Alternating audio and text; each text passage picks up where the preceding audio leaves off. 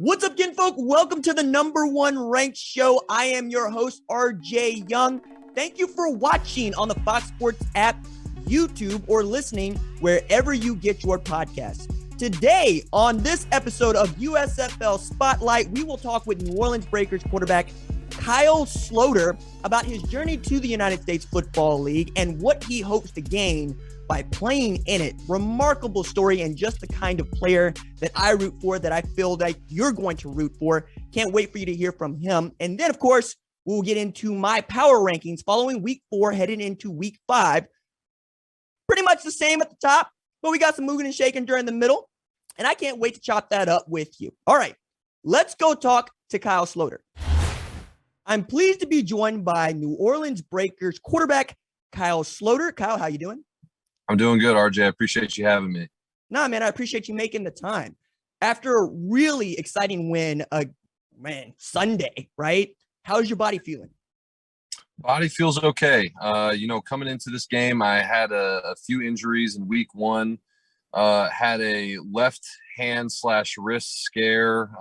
At the time on the field, they thought it was broken. X-rays came back negative for that, and it's almost fully healed. Had an AC sprain in that same game, so played with a little bit of discomfort in that shoulder throwing, and that's finally back to normal.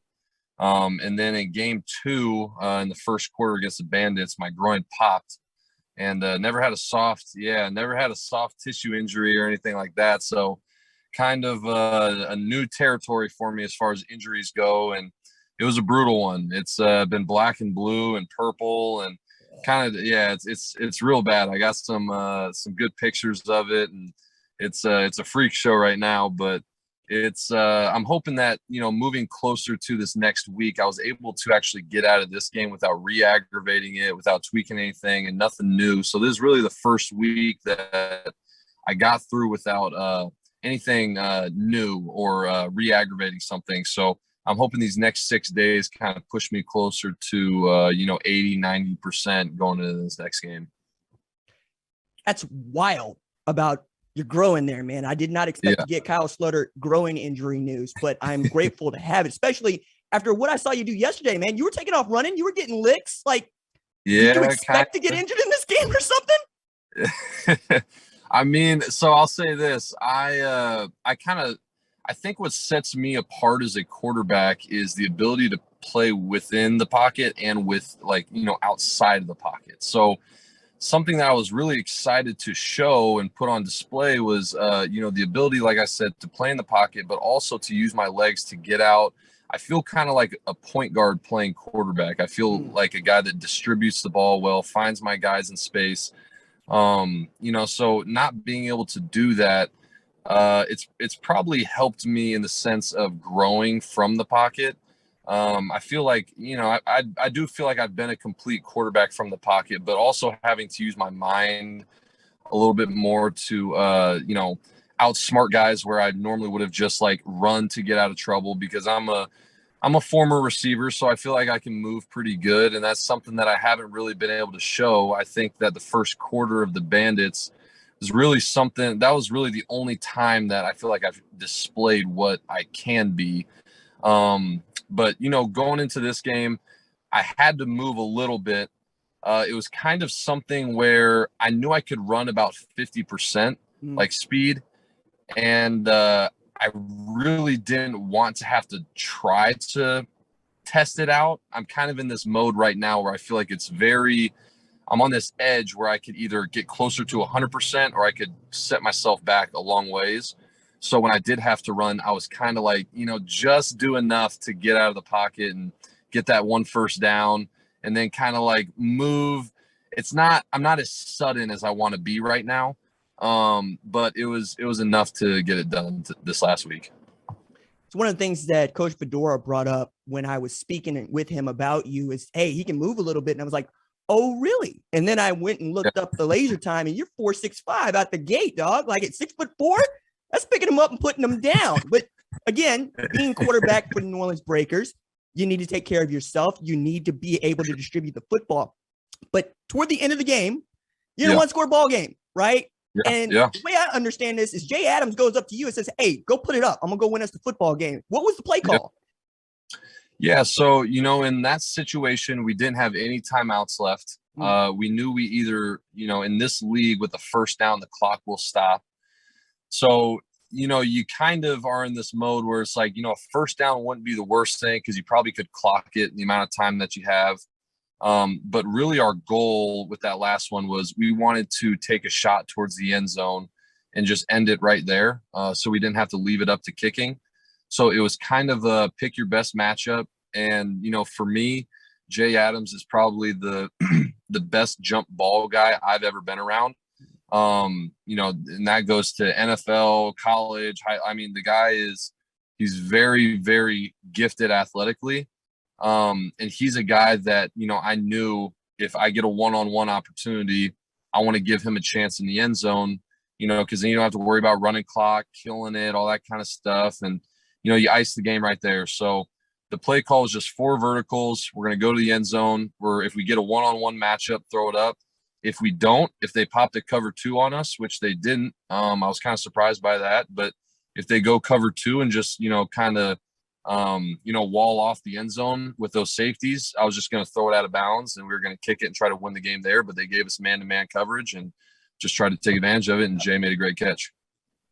There's so much that is going on in your explanation there, right? First thing that I thought when you said, hey, it was 4 verticals and I'm going to go to my best jump ball guys, Mike Leach and Michael Crabtree, 12, 13 years ago going, hey, just throw it up to me. I'm going to go win us the football game. But also in there, right, is leading up to that play call, it didn't look like it was always going well. And it looked like Tim Lewis from time to time was getting the better of you guys over there at the breakers. So I got to ask, coming up to that, when you had to call timeout, the play clock running down, how do you settle down? How do you settle your teammates down? Because it didn't always look like it was going to come together at the end.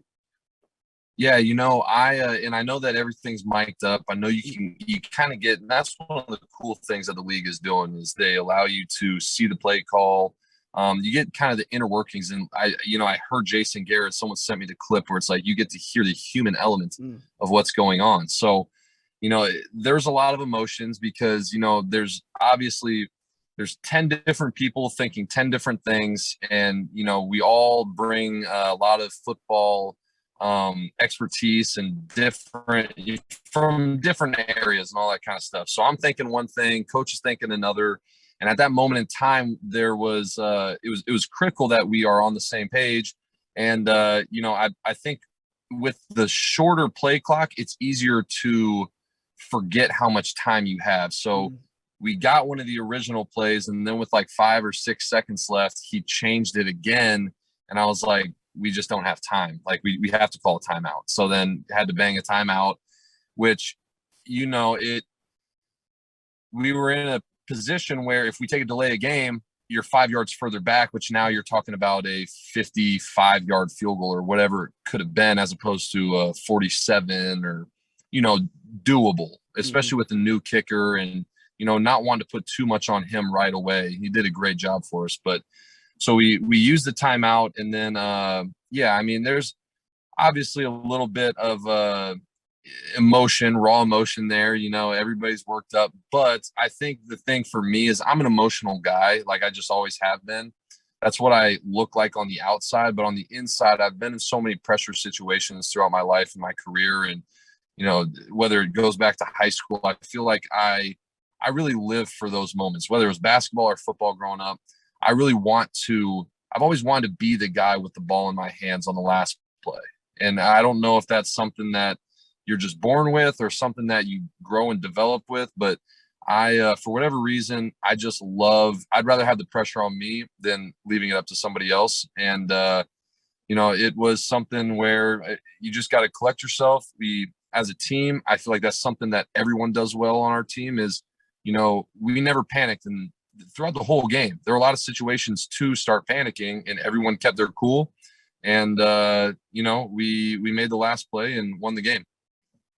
I'm with that. As a person with a microphone in front of their face, I like to be in control of what comes next. I like being able to lead in that way.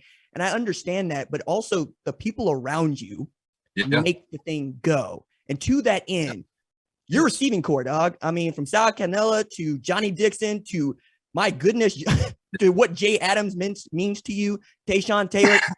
What does it mean for you to have that sort of talent on the edges for you catching passes?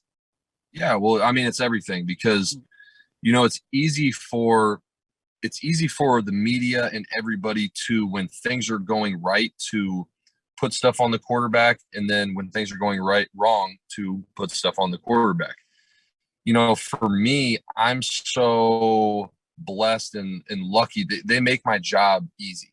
So like, knowing that I don't have to go to one single guy in a pressure situation, that like, there's a lot of teams with one dude that like, this is the only guy that can get it done in this situation. To have 4 or 5 different guys, and then to not only have that, but a cohesive offensive line, running backs that, I mean, my running back, and this goes completely unseen just because it's not a part of football that, gets the glory or gets the attention, but Jordan Ellis and Larry Rose, I don't think it was, like I said, seen, but on the times that offensive linemen aren't going to always win their blocks, like it's a one-on-one, like somebody, it's like, it's 50-50 a lot of the time. So when they don't win their blocks, to see Jordan Ellis and Larry Rose stepping in and taking over their blocks, so then the linemen can get back in phase, it makes my job so much easier to have guys that understand their responsibilities, and then not only doing that, but doing extra and doing more. So,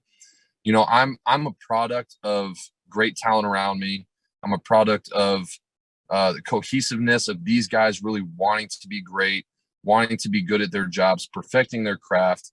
I bring a little bit more experience than some of the young wide receivers that I have.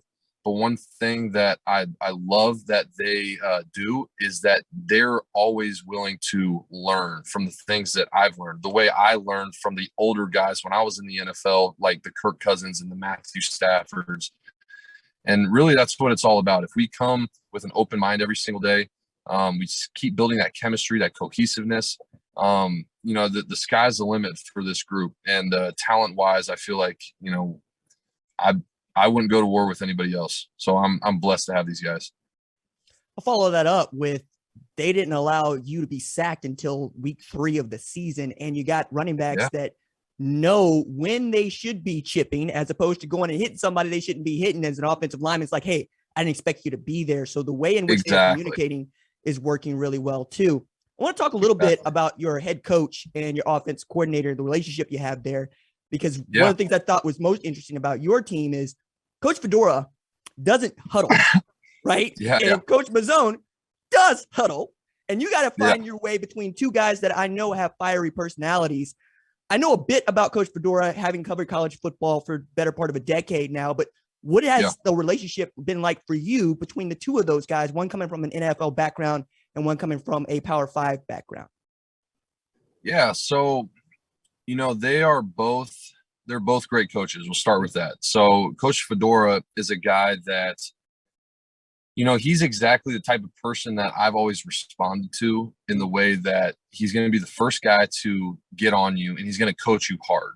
He's going to yell, he's going to dog cuss you, all that kind of stuff. But he's also, in that same hand, he's going to be the first guy that loves on you when you do the right things, when you do things well. He's going to be the first guy to pat you on the back. So, I think that his leadership style is something that everybody really responds to. We respond well to the way that he coaches us up. It's simple as that. He's not right now for us the X's and O's guy, because Coach Mazzone is that. But he's doing the job that a good head man does. He's leading from the front. He doesn't ever let anyone slack off. He always gets the best out of us. So can't say enough good things about him. This is my first time working with him, but I played with his son, Dylan, at Southern Mississippi. We were both receivers there and had the connection in that way. And just a coach is a great guy. I mean, a guy that, now having dealt with him, I will probably continue to talk to him for a very long time. And he's a special guy in my life. Coach Mazzone, great offensive mind, has taught me a lot about the RPO game, because I'm not really an RPO quarterback. That's not what that's not a system that I ever really kind of grew into or played in. But understanding that world, and trying to grow within that's got its own challenges, and knowing how to, because it makes everything, if you don't read things right in the RPO system, you're going to get hit. And you're going to get, because you got a free runner, that's who you're reading. So when the guy you're reading triggers on the run, which is typically him running at you, that's when you pull to throw the ball, you're going to get hit. So as an RPO quarterback, you got to be ready to eat some hits for some big returns, which is something that I feel like I'm getting better at. But great offensive mind. He's a guy that listens, and that's something that I appreciate from, just a player standpoint, is when you have a guy, the best coaches that I've been around acknowledge that there's great ideas in the room. So they don't always, it's not my way or the highway. It's, hey, what are you guys comfortable with? And that's what he does with us, is what are you comfortable with as a quarterback? What are you guys comfortable with as receivers? What are your best routes that you run? What do you feel like makes you an elite player? And let's do those things to put us in a position to win, because so many times it's not always about building around the quarterback. It's about building around everybody and everybody's strengths and weaknesses. So he's a great leader in that sense. And he understands that there are great ideas in the room, and sometimes the best leaders know how to follow. Amen. I want to talk a bit now about what you brought up a couple times since we've been speaking, is that, hey, my background is lining up on the numbers and beating defensive backs for jump balls myself. So I got to ask, how do you go from playing receiver at Southern Miss, which I got to say right quick, my mother is an alumnus of USM, and she's very much on the Breakers squad because of Coach Fedora. And then there's the connection with you. But how do you go from being a receiver to being a quarterback at Northern Colorado all over again? Yeah, so and I'll just start with high school. I had always been a quarterback. Grew up, for whatever reason, in baseball and football, I was just the guy that could throw. I just was blessed with that gift, and played quarterback the whole time, but was also a really good athlete. And when I got to Southern Mississippi, the new coach, so I was a quarterback for my redshirt year, and then when Todd Monken came in, they made me a receiver immediately.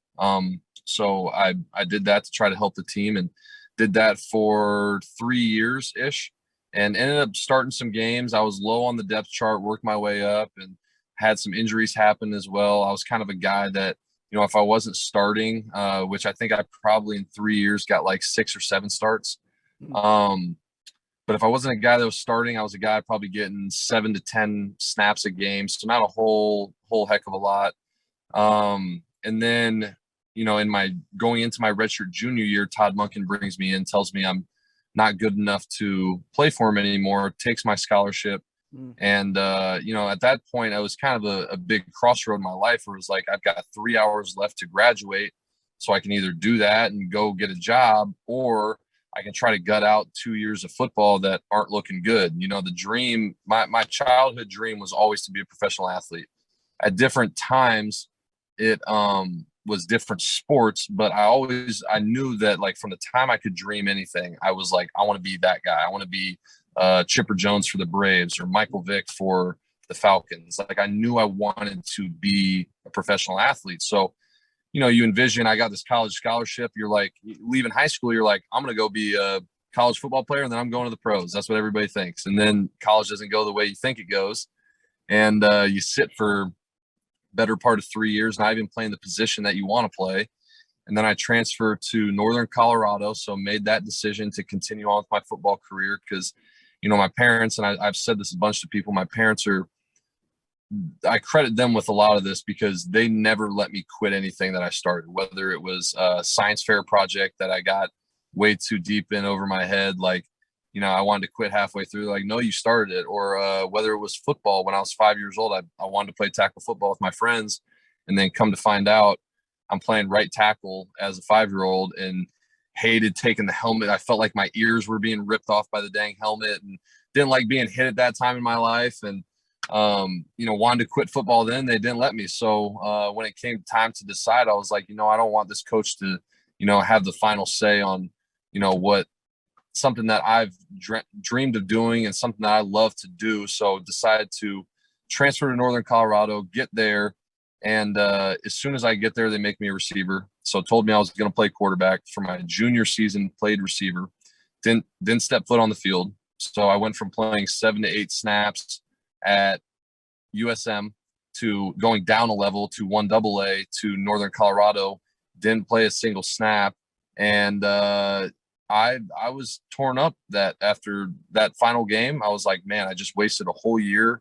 Sat in my car and cried. I felt like I wasted my time. I lost 45 hours of credits in the meantime of transferring schools. So I was basically back another year and a half of my education. So it was a tough time. And then I go into my senior year and I'm playing backup. They said I could be the backup quarterback, and they said that I could while playing receiver. So we go into my senior year, which I thought about not going back for it at a point in time. I was like, go back to Southern Miss, get 3 hours, be done. And again, I just couldn't quit. Mom and dad, I just had them in the back of my mind, and I was like, what would – then I had felt like I had people looking up to me, and my brother was one, my little brother, and I didn't ever want to be labeled a quitter in anything that I'd started. So decided to go back, and starting quarterback breaks his shoulder the very first play of my senior year, and go out there and threw 7 touchdowns and ran for one in my very first game.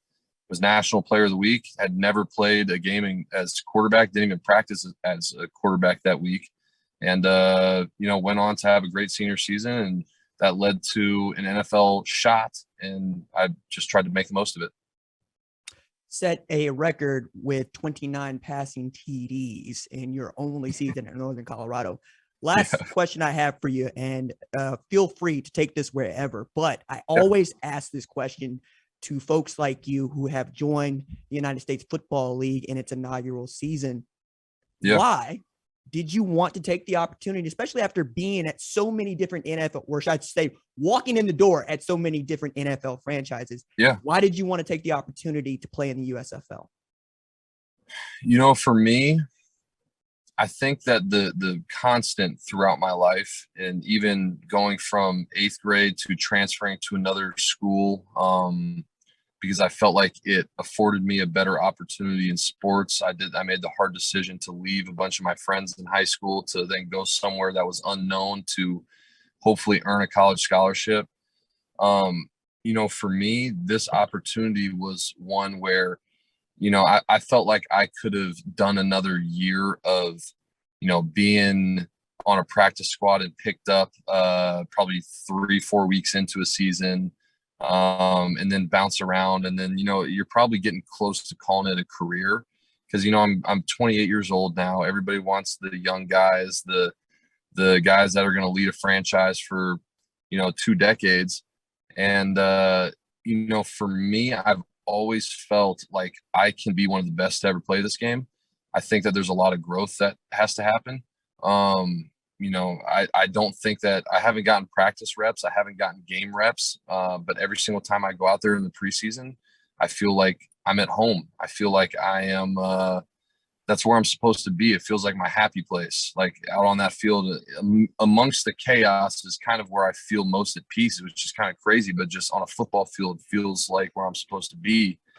And the game's always just kind of felt slow for me. And I feel like I see things well, but to get back to the question, really this represented a bet on myself. And I think one thing that I always want to do, especially if you earn the right to bet on yourself, where I know that I work as hard as I possibly can. I know that, I spend the time and the time watching film, the time taking care of my body, the time putting the reps in at practice, and the off season reps of throwing in the summer heat and all that kind of stuff.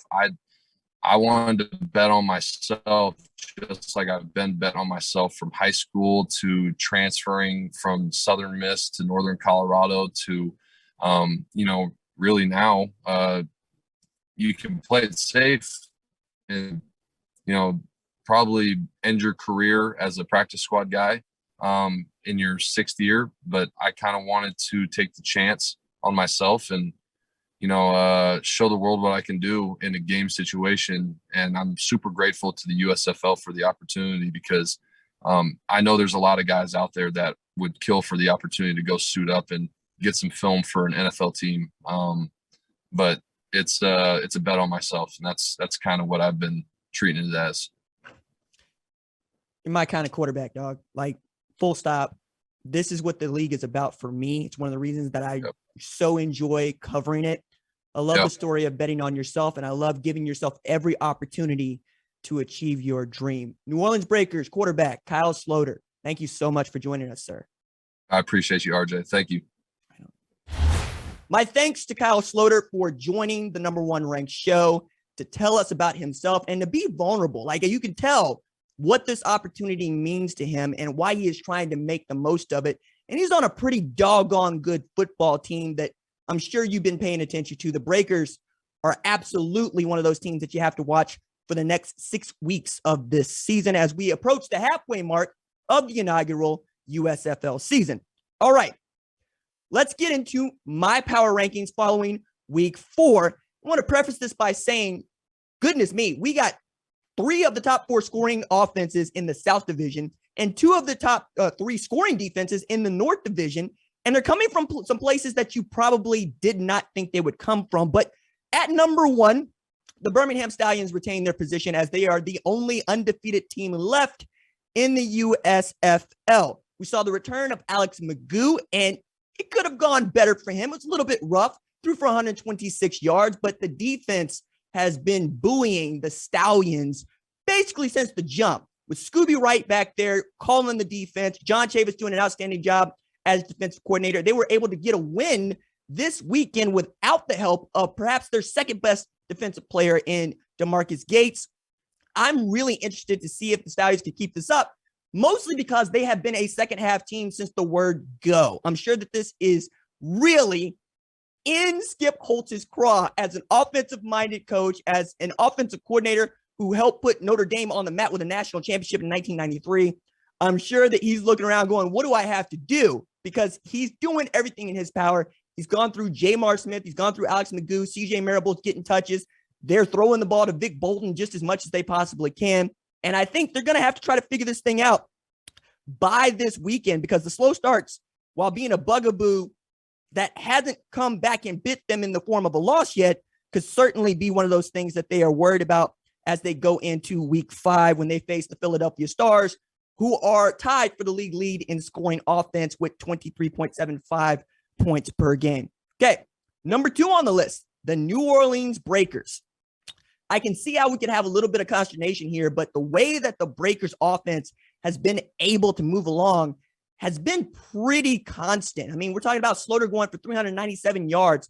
We didn't have a 300-yard passing game until he went for 397 against the Houston Gamblers on Sunday, all right? He's also had 41 attempts, and yeah, they had the 4 turnovers, all 4 coming from Sloter, right? 3 interceptions and a fumble loss, but outstanding wide receivers, Johnny Dixon, Sal Cannella, Tayshawn Taylor. We can keep going. Jay Adams, getting outstanding production from Jordan Ellis and Larry Rose. They're really moving and shaking. I really love that they absolutely are going as fast as they can offensively. They're picking them up, putting them down, trying to put points on the board. And they have one of the best front sevens, if not the best front seven in the entire USFL, led by Davin Bellamy. They're doing an outstanding job really stymieing folks. I mean, they held Houston to just 28 yards on 20 rushes. And going into the season, or excuse me, going into the week, Mark Thompson was the league's leading rusher. They held him to 14 yards on 10 carries. Just remarkable from them. Number 3 on the list, the New Jersey Generals, also at 3-1, like the Breakers, but 3-0 in the North Division. This is where I could say, hey, you could pick a fight with me if you wanted to, because of what the Generals have been able to do since losing, like the Breakers, to the only undefeated team in the USFL. Mike Riley continues to make this 2-quarterback system work. DeAndre Johnson and Luis Perez combined to go 20 of 24 for 200 yards passing against the Pittsburgh Maulers in their latest win. They have a 3-game winning streak. They have command of the North Division. They are going to be tough to beat the rest of the way. I can't wait to see them play the Stallions once again and really get to play the Breakers once again. Those three teams are all fascinating to me. Number 4 on the list, the Philadelphia Stars at 2-2 and 2-1 in the division, very much in that playoff spot for the North Division, and they were able to get a win by the skin of their teeth without their starting quarterback, Brian Scott. Case Cookus comes in and plays a heck of a game, puts in a position to win, and really, I thought, had pretty great command of the offense, all things considered, especially knowing that he didn't expect to be the starter, but knew that he would get his number called if something happened to Brian Scott, and it did. The defense has been outstanding. Channing Stribling is still one of the better defensive backs in this league. Add to that what Jordan Moore has meant to them at the linebacker position. Bart Andrus is in a really good position to continue to take ownership of that second playoff spot in the North Division, and he gets the win against the guy that, well, he was quarterback for in Pop Warner and was on the staff for on a team that reached the Super Bowl with Tennessee Titans and Jeff Fisher. Really outstanding stuff there. Okay, number 5 on the list, the Tampa Bay Bandits at 2-2 and 1-2 in the South Division. The Bandits are doing the best Jekyll and Hyde impersonation in the USFL. One week, they look outstanding. The other week, it's like, what happened here? They were so adrift in their last outing against the Stallions that I was talking to myself going, ooh, there's Angry Todd. And then Angry Todd, yeah, he copped to that. Todd Haley's like, hey, look, I was Angry Todd, Kansas City Todd. I got to nip that in the bud. But I can understand why they kind of felt like, hey, what do I have to do to get these dudes to, one, understand what we have at stake here? And then they were getting some questionable calls from the officials. But hey, if your quarterback throws for 255 the week before, comes back and throws for 125, you got to wonder what's going on there, especially as the Bandits have one of the better looking rosters in the USFL. And Pepper Johnson's defense has been pretty good. They've been pretty consistent, right? They were able to hold the Stallions to just 3.7 yards per play. So it felt like if they could get some offense from their offense, they'll be right up there competing for that second spot in the South Division as we approach week 5. Number 6 in my power rankings, Houston Gamblers at 1-3 and 0-3 in the South Division. I'm having a hard time figuring out Kevin Sumlin's team, really, because I expected them to be outstanding offensively and maybe need some work defensively. Couldn't be further from the truth. They are outstanding defensively and still figuring out offensively. Clayton Thorson looked like he figured it out last week. Turns out that wasn't true when they played this weekend against the Breakers. You're also talking about Mark Thompson, who I thought had an opportunity to be really what Daryl Moose Johnston had thought he would be, which is one of the best offensive players in this league. And he was playing like it up until they faced the Breakers. He was leading the league in rushing offense. And then he met that Breakers front seven. And then you're talking about defense for the Gamblers, led by Tim Lewis, defensive coordinator, that has been remarkably good. Micah Abernathy had a pick, right? We're talking about Will Likely having a pick. We're talking about Reggie Northrup being the leader on that defense. Donald Payne leads the entire league in tackles. If they get the offense figured out, nobody wants to play the Gamblers, and I'm sure Kevin Sumlin's trying to do everything he can to get that offense to score some points for them, because it feels like they could just as easily be 3-1 as they are 1-3. Number 7, the Michigan Panthers.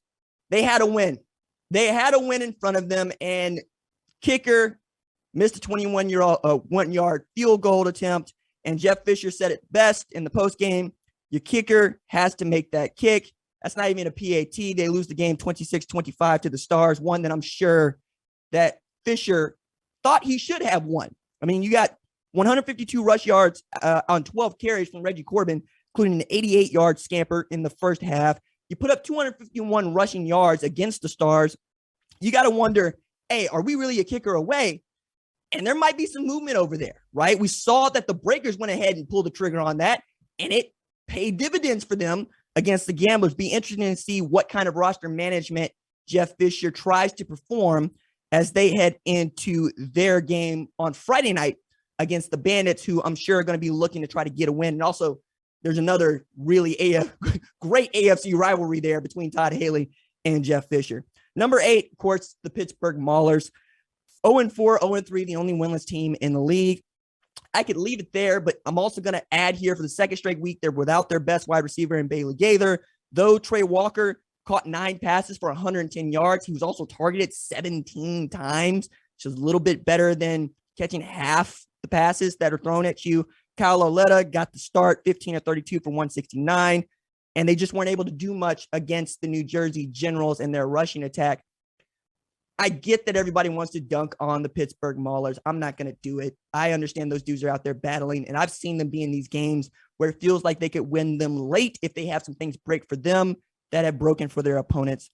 I think they're going to have an opportunity here to try to settle themselves up against a South Division opponent in the Houston Gamblers, but you can still reel off 6 in a row and perhaps squeak in, especially in the North Division, to that second playoff spot. So I'm not going to shut the door on their playoff possibilities. So that means for me, all 8 teams still have an opportunity to get one of those 4 spots as we charge toward the USFL Championship game, July 3rd in Canton, Ohio at Tom Benson Hall of Fame Stadium.